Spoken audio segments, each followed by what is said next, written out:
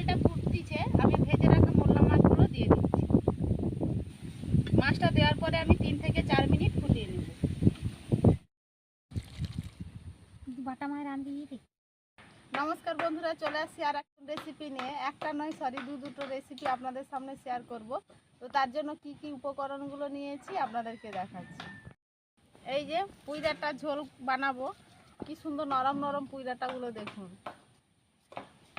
আর এই যে বাটা মাছের ঝাল বানাবো, বাটা মাছ আছে আর কয়েকটা ট্যাংরা মাছ আছে। এই দুটো রান্নার জন্য কি কি উপকরণ নিয়েছি আপনাদেরকে দেখাচ্ছি। পুঁইডাটা ঝোলের জন্য নিয়েছি একসঙ্গে সরষে জিরে বেটে নিয়েছি, 5 ফোড়ন নিয়েছি, পেঁয়াজ কোচানো, কাঁচা লঙ্কা আর একটু রসুন থেতো করে নিয়েছি, নুন, হলুদের গুঁড়ো আর এই যে মোল্লা মাছগুলো। আর বাটা মাছের ঝালের জন্য নিয়েছি বাটা মাছ, কয়েকটা ট্যাংরা মাছ আছে সঙ্গে, তেল, হলুদ, নুন আর সব কিছু গোটা মশলা আছে, পেঁয়াজ কুচি, টমেটো, জিরে, কাঁচা লঙ্কা, শুকনো লঙ্কা, আদা আর এই যে রসুন। এবার আমি উনানটা ধরে নিচ্ছি, এই মশলাটাকে সেদ্ধ করব।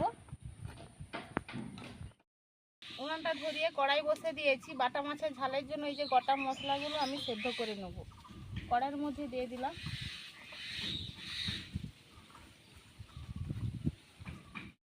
পরিমাণ মতো নুন, 1 চিমটে মতো হলুদের গুঁড়ো,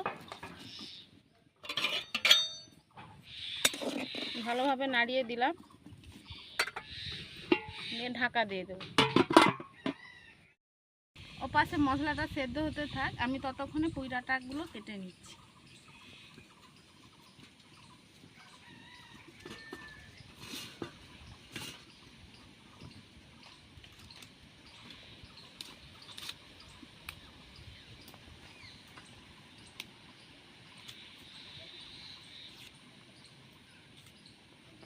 একটু ফাঁক করে দেব, নুনটা ভালোভাবে ঢুকে যাবে, মোটা ডাঁটা তো।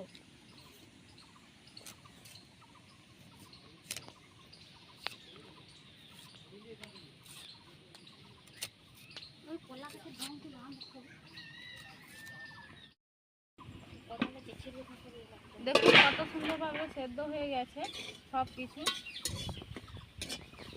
জলটাকে কিন্তু মরতে দিতে হবে, দেখুন জলটা একদম মরে গেছে। এবার আমি নামিয়ে নিচ্ছি।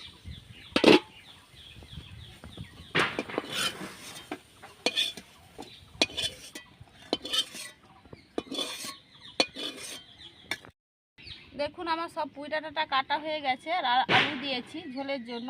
আর মশলাটা আমি মিক্সিতে বেটে নেব। কড়াই বসে দিয়েছি, কড়াইয়ের মধ্যে দিয়ে দিচ্ছি পরিমাণ মতো তেল।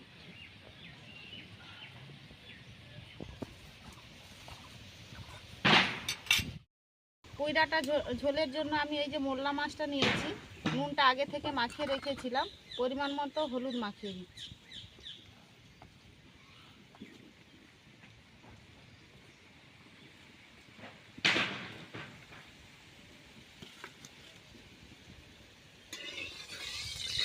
দেখুন তেলটা গরম হয়ে গেছে, এবার আমি মোল্লা মাছটা ওর মধ্যে দিয়ে দিচ্ছি।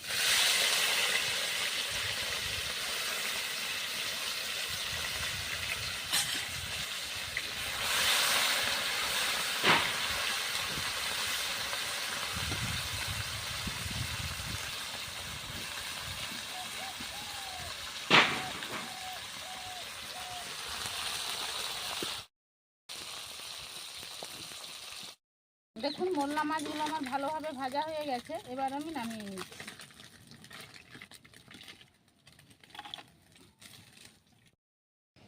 ওই তেলের মধ্যে দিয়ে দিচ্ছি রসুন, পেঁয়াজ, কাঁচা লঙ্কা, 5 ফোড়ন,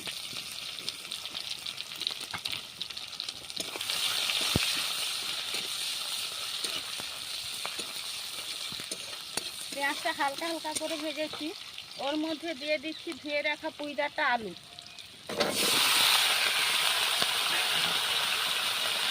পরিমাণ মতো নুন, হলুদের গুঁড়ো,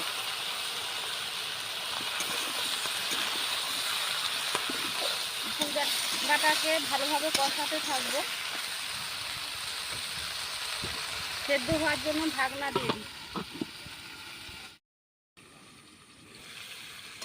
দেখুন কত সুন্দর পুঁই ডাঁটাগুলো কষানো হয়ে গেছে।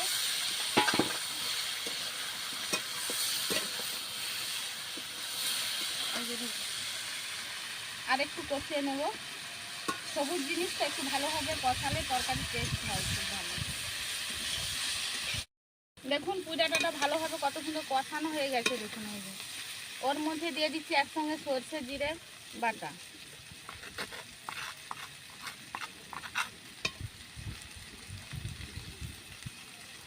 সরষে জিরেটা দেওয়ার পর বেশিক্ষণ কষাবো না, জল দিয়ে দেবো হালকা একটু নাড়ি।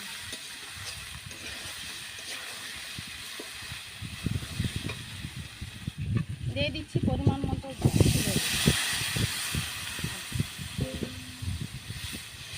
ঠান্ডা খেয়ে নেবে।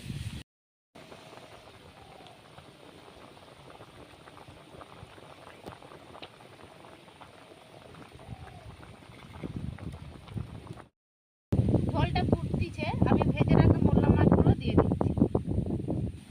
মাছটা দেওয়ার পরে আমি 3 থেকে 4 মিনিট ফুটিয়ে নেব।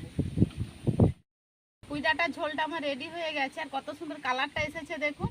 এবার আমি নামিয়ে নিচ্ছি। বাটা মায়ের রান্দি দেখি। পুঁই ডাঁটার ঝোলটা নামিয়ে দিয়ে কড়াই বসে দিয়েছি। কড়াইয়ের মধ্যে দিয়ে দিচ্ছি তেল, এর মধ্যে হলুদ মাখিয়ে নিচ্ছি।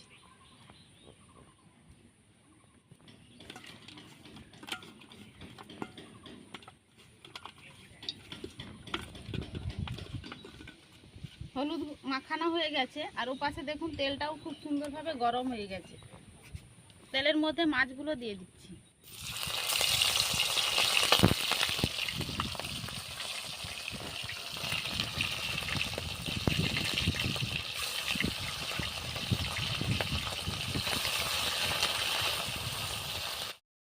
মাছগুলো ভাজা হয়ে গেছে, এবার আমি তুলে নিচ্ছি।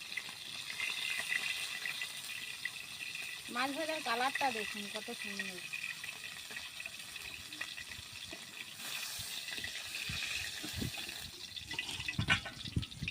ওই তেলের মধ্যে বাকি মাছগুলো দিয়ে দিচ্ছি। ওই তেলের মধ্যে দিয়ে দিচ্ছি এই যে পেস্ট করে রেখেছিলাম মশলাটা দিয়ে দিচ্ছি।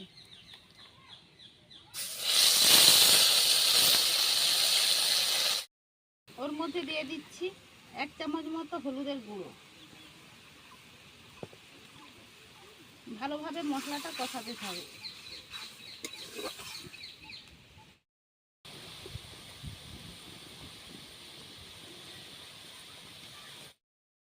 দেখুন মশলাটা ভালোভাবে আমার কষানো হয়ে গেছে। ওর মধ্যে দিয়ে দিচ্ছি মাছগুলো, পরিমাণ মতো নুন,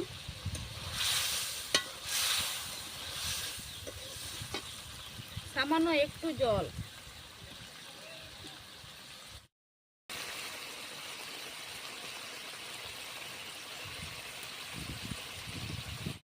বাটা মাছের ঝালটা রেডি হয়ে গেছে আর কত সুন্দর দেখুন চারদিক দিয়ে তেল ছেড়ে গেছে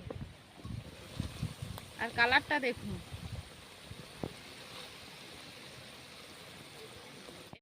আর আমি নামিয়ে নিচ্ছি। দেখুন মাছের ঝালটাও বাটা মাছের ঝালটাও আমার রেডি হয়ে গেছে আর পুঁই ডাঁটার ঝোলও রেডি হয়ে গেছে। আমি যেভাবে বানালাম আপনারা অবশ্যই কিন্তু বাড়িতে ট্রাই করবেন আর আমার রান্নাটা কেমন লাগলো কমেন্টেও জানাবেন। এখানে আমি ভিডিওটা শেষ করছি। দেখা হচ্ছে আবার নতুন কোনো ভিডিও নিয়ে। ভালো লাগলে অবশ্যই লাইক কমেন্ট শেয়ার সাবস্ক্রাইব করবেন। সবাই ভালো থাকবেন, সুস্থ থাকবেন।